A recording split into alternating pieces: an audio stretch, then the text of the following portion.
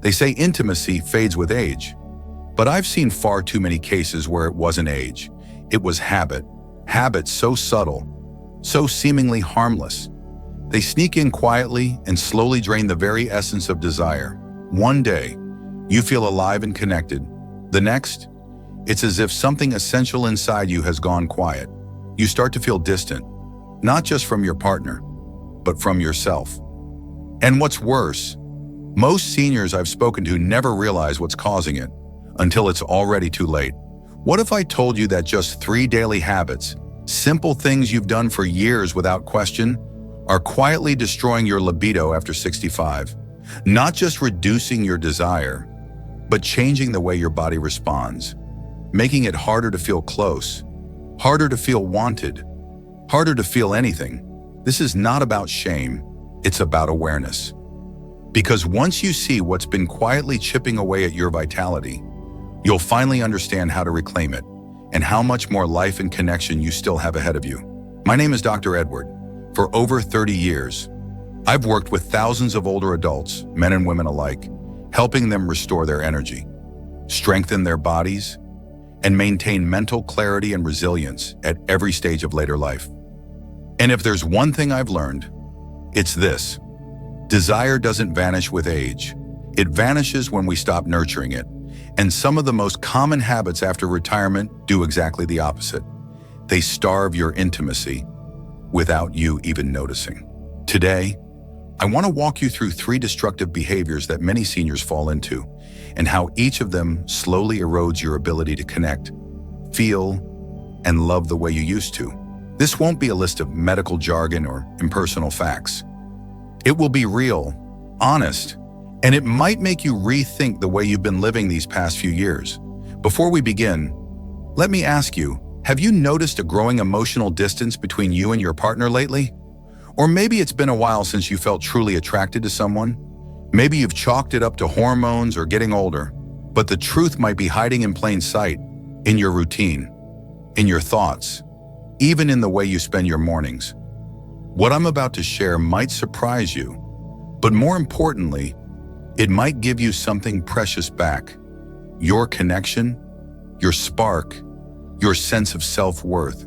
So if you're ready to take that first step toward restoring your intimacy, let's start with the very first habit that's robbing you of it, quietly, every single day.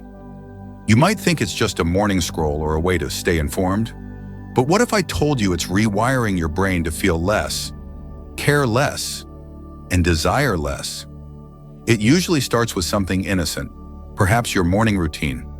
The quiet hours before the day begins, you reach for your phone or remote, telling yourself it's just for a few minutes. The news, a talk show, maybe a rerun of something familiar.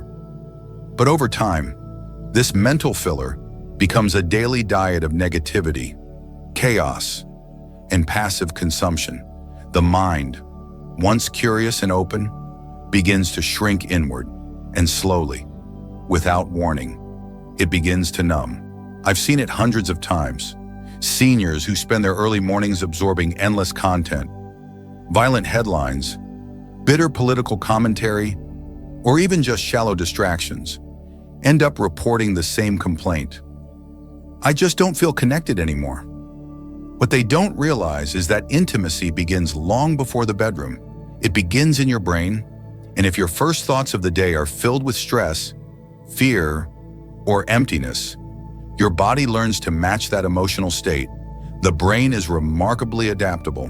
When it's constantly exposed to emotionally cold or triggering content, it starts to prioritize survival over connection. Your cortisol rises, your nervous system stays on alert, and slowly but surely, your capacity for affection, desire, and intimacy dims. I've worked with couples who were physically healthy but emotionally vacant, and every time I ask about their daily routines, I find this one pattern: mornings spent passively consuming other people's emotions instead of cultivating their own. It's not about turning off your phone completely or ignoring the world. It's about protecting those first few moments of your day as sacred. Your mind needs warmth, not war. Intimacy is a spark, and sparks don't survive in storms of fear and distraction. Imagine instead starting your day with something that makes your heart open. A short walk, a moment of gratitude, even 10 minutes of silence or music you love. These small shifts tell your body it's safe to feel again. And over time, desire returns, not forced, not urgent, but steady and familiar. You don't lose your libido at 65. You lose the conditions that allow it to thrive. And the morning is where it all begins. But what about the habit you thought was healthy? The one that keeps your body clean and energized? What if I told you it's actually draining your intimacy without you realizing it? It sounds like a good thing, doesn't it? Staying clean, fresh, presentable, especially in older age. Many seniors take pride in their hygiene routines, and rightfully so. But sometimes, the very rituals we cling to for dignity and health end up robbing us of something far more intimate. I'm talking about the overuse of harsh soaps, antiseptic body washes, and excessive cleansing practices, especially in sensitive areas of the body. What many people don't realize is that the skin, particularly in the areas most involved in physical intimacy, is delicate, finely balanced, and easily thrown off by chemical disruption. I've met men and women in their 60s, 70s, even 80s, who come into my office asking why they no longer feel pleasure, why their skin feels numb, dry, or irritated. And often, the culprit isn't age, it's their bathroom shelf. When you scrub away at your skin with powerful soaps meant to kill all germs, you're also stripping away the oils and nerves that support sensual feeling. Over time, this constant assault on your natural barrier creates a subtle form of desensitization. You don't feel as much because your body's protecting you. Your brain rewires to avoid sensation in places that have been made raw and uncomfortable. And slowly, you begin to associate touch, not with joy, but with tension or nothing at all. This is particularly true for women, whose intimate skin requires moisture and hormonal balance to stay responsive, but it also affects men, whose nerve endings can become dulled through constant friction and dryness. So, what's the solution? It's not about giving up hygiene, it's about making it gentler, more thoughtful. Use unscented, pH-balanced products, avoid overwashing sensitive zones, moisturize with natural oils that nourish rather than strip. Let your body remember what softness feels like. Intimacy doesn't come alive through effort, it comes alive through sensation. If you've lost touch with your own body, how can you expect it to respond to someone else's? Reclaiming this starts not in the bedroom, but in the shower, in the way you care for yourself, not just to look clean, but to feel whole. There's still one more habit, one that seems harmless, even helpful, but it's the most damaging of all, because it tricks your body into thinking intimacy no longer matters. This last habit is the most deceptive, because on the surface, it looks like self-sufficiency, it looks like coping, it even looks like a healthy outlet in moments of loneliness. But underneath, it can be the quiet thief of true intimacy because it teaches your body to separate physical release from emotional connection. I'm talking about solitary habits like routine, emotionally detached masturbation. Now, before you recoil or feel judged, let me be clear, this isn't about shame. The human need for touch and release is real, valid, and deeply personal. But the way we meet that need matters, especially after 65, when the emotional and physical layers of desire become even more intertwined. What I've seen again and again in my practice are older adults, especially men, who turn to private release as a form of stress relief or sleep aid. Often without any emotional involvement or awareness, it becomes a mechanical act, done out of boredom, habit, or escape. And over time, the body learns to respond only to that pattern. It stops associating arousal with another person, with warmth, with eye contact, with feeling seen. Instead, it links arousal to isolation, to screens, to detachment. This rewiring may seem subtle at first, but the consequences are profound. It creates a deep loneliness that no physical release can cure. And when a partner is finally present, when real connection is possible, the body doesn't respond. The spark is gone. Not because the desire isn't there, but because it's been trained to show up elsewhere, in silence, in secrecy, without vulnerability. The truth is, intimacy after 65 is less about performance and more about presence. The body follows the mind, and when your habits train your brain to disconnect, your body obeys. So if you've fallen into this routine, don't shame yourself. But do ask, am I feeding connection or just chasing comfort? Am I numbing or am I nurturing?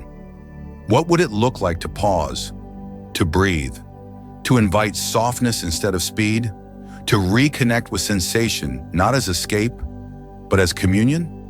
Rebuilding libido isn't about forcing desire. It's about creating space for it to return. And that means choosing habits that honor your wholeness, not just your impulses. So what happens when you stop these habits? What changes when your brain, your body, and your heart begin to realign? Let me show you what's possible, because I've seen it happen time and time again. I've seen it happen in the quietest, most beautiful ways. A woman in her late 60s who told me she hadn't felt truly close to her husband in over a decade, finally touched his hand during a conversation and felt warmth rise, not out of duty, but desire. A man in his 70s, widowed for years, who thought that part of him was gone forever, suddenly finding himself smiling at someone across a park bench and feeling the stirrings of life again. These aren't stories of magic or miracles. They're stories of return, of what happens when we remove the static, clear the noise, and let the body and soul speak to each other again. You see, the human body is incredibly forgiving. Even after years of numbness or detachment, it wants to come back to life. But it needs safety, it needs gentleness, it needs you to stop doing the things that are slowly suffocating it. The 3 habits we've talked about: feeding your brain daily with fear and disconnection, stripping your body of its sensitivity through harsh routines, and confusing intimacy with isolation. These are not small things. They are powerful signals. And once you change them, once you begin to honor your body's emotional and physical needs again, something awakens. It's not about becoming who you once were. It's about becoming who you were meant to be. Now, in this stage of life, with wisdom, softness, and a deeper kind of fire. So if something in you feels like it's been asleep, if you've accepted that intimacy is a chapter that's already closed, I'm here to tell you that is not the end of your story. It can begin again, right here, with awareness, with tenderness, and with a willingness to choose differently. Your body still remembers how to feel. Your heart still knows how to love, and your desire, it's still there, waiting for the noise to clear, waiting to be invited back. If this message spoke to you, I ask only this: share it. Someone else, maybe a friend, a partner, or even a stranger, might be quietly carrying the same confusion, the same shame, the same silence. Let them know they're not alone. And if you want more guidance, more tools, and more honest conversations about aging, energy, and intimacy, subscribe and stay with me. We're not fading, we're just learning how to shine in a different way.